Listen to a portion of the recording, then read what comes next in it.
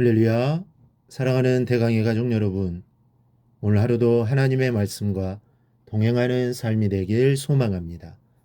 오늘 함께 나눌 하나님의 말씀은 루키 3장 14절에서 15절 말씀입니다.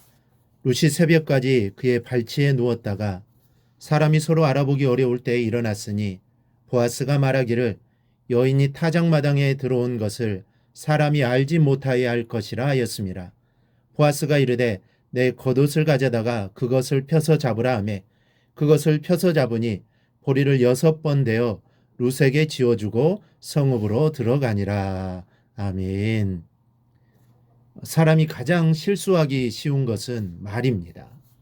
그래서 야고보서 3장 2절에는 우리가 다 실수가 많으니 만일 말에 실수가 없는 자라면 곧 온전한 사람이라 말씀하고 있습니다.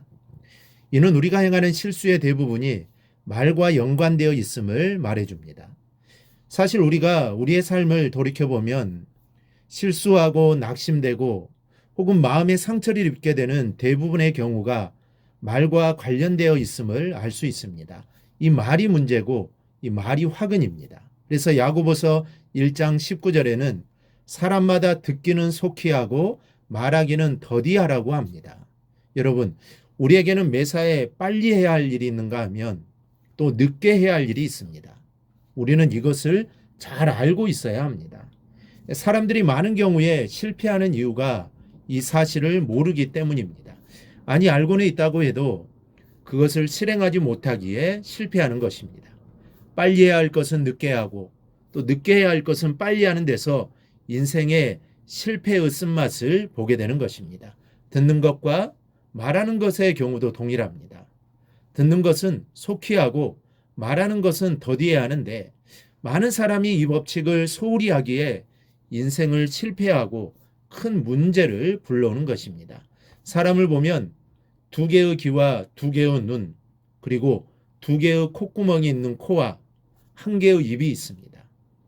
이것이 하나님이 지으신 사람의 얼굴의 모습입니다. 하나님은 다른 것은 다 둘씩 만드셨음에도 유독 입만은 하나만 만드셨습니다. 그 이유는 중요한 교훈이 있기 때문입니다. 즉 이것은 많은 것을 보고 듣고 냄새를 맡되 말은 적게 하고 더디하라는 하나님의 창조 섭리인 것입니다. 그러므로 우리는 하나님의 창조 섭리를 통해 말을 아끼는 지혜를 배워야 합니다. 말이 많아지면 분명 하지 말아야 할 말도 하여 실수를 하게 됩니다. 또 말을 많이 하고 나면 공허함을 느끼게 됩니다. 여러분도 누구나 한 번쯤은 이러한 경험을 하셨을 줄로 압니다. 그런즉 부디 말을 절제하는 법을 배우기를 바랍니다.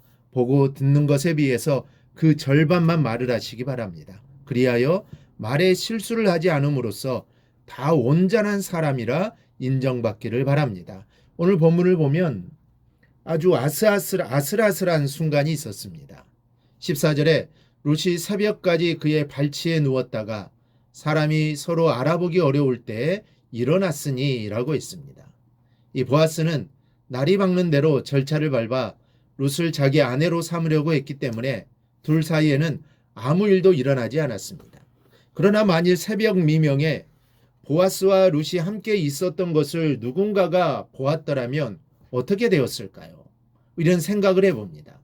보아스는 그 지역의 유지였으며 사람들로부터 많은 존경을 받았던 덕인이었습니다. 그리고 룻도 역시 현숙한 여인이라는 소문이 온 성읍에 가득하여 그녀를 모르는 사람이 없었습니다. 아주 훌륭한 사람이었습니다. 그러나 새벽에 둘이 있었던 것을 본 사람이 있다면 과연 그들을 어떻게 평가했을까요? 두 사람 사이에는 아무 일도 없었는데 말입니다. 더구나 15절을 보면 보아스가 룻의 겉옷을 펴서 보리를 6번 대어 주었습니다. 이것도 사람들이 보았다면 어땠을까요? 보아스의 명예도 룻의 명예도 하루아침에 불명예로 바뀌었을 것입니다. 누군가가 두 사람을 보고 함부로 판단하고 추측을 사실인 양 떠들어댄다면 선하고 깨끗했던 두 사람은 누명을 쓰게 되는 것입니다. 의로운 사람이 쓰러져야 하고 순수한 사람이 상처를 받게 되는 것이 이 때문인 것입니다. 그럼에도 불구하고 사람들은 내 말이 맞다고 고집하며 마구 정죄해버립니다. 이 가끔 밝혀지는 일이지만 이 검찰의 증거 없는 추측 수사 때문에 일어나는 비극이 있습니다. 그들의 생각에는 이 틀림없이 범인이 확실한데 또 증거물이 없었습니다. 그러니까 억지로 증거를 끌어다 대고 죄인으로 몰아넣었는데 세월이 흘려 누명이 벗어집니다. 개중에는 누명을 벗지 못한 채 형을 살아야 하고 출감 후에도 죄인으로 사회 그늘에서 고독하게 살아가야 하는 사람도 있습니다. 왜 이런 비극이 일어난 것일까요? 추측 때문이요. 확실하지도 않는 것을 확실하다고 생각하는 것에서부터 비극을 만들어내고 있는 것입니다. 저 사람이 나에게 해를 끼쳤다고 생각하고 미워하였는데 나중에 알아보니 그 사람에게는 전혀 허물이 없다는 것이 밝혀지는 경우도 허다합니다. 그렇기 때문에 어떤 일이든지 100% 확실하지 않으면 절대로 남을 의심해서도 판단해서도 안 됩니다. 무슨 일이 있을 때에도 한 사람의 말만 들으면 안 됩니다. 편견을 가져서도 안 된다는 것이죠. 귀가 두 개인 이유는 이쪽 저쪽 사람의 이야기를 모두 들어야 하기 때문이다 라고 탈무드를 교훈합니다. 이제 우리는 이웃의 허물을 함부로 들추거나 판단해서는 안 되겠습니다. 보아스와 룻과 같이 의롭고 아름다운 사람들을 죽이고 상처를 입히게 되는 장본인이 될 수 있기 때문입니다. 그래서 주님은 말씀합니다. 비판하지 말라. 그래야면 너희가 비판을 받지 않을 것이요. 정죄하지 말라. 그래야면 너희가 정죄를 받지 않을 것이요. 용서하라. 그래야면 너희가 용서를 받을 것이요. 우리가 이 말씀을 기억하고 비판하지 말며 정죄하지 않는 삶을 살아가기를 바랍니다. 그리고 그 대신 용서하며 살아가는 삶을 살아가는 우리 성도들이 되기를 주님의 이름으로 축원합니다. 오늘 묵상한 말씀을 굳게 잡고 삶으로 실천하며 살아내는 대강의 모든 성도들이 되기를 축복합니다.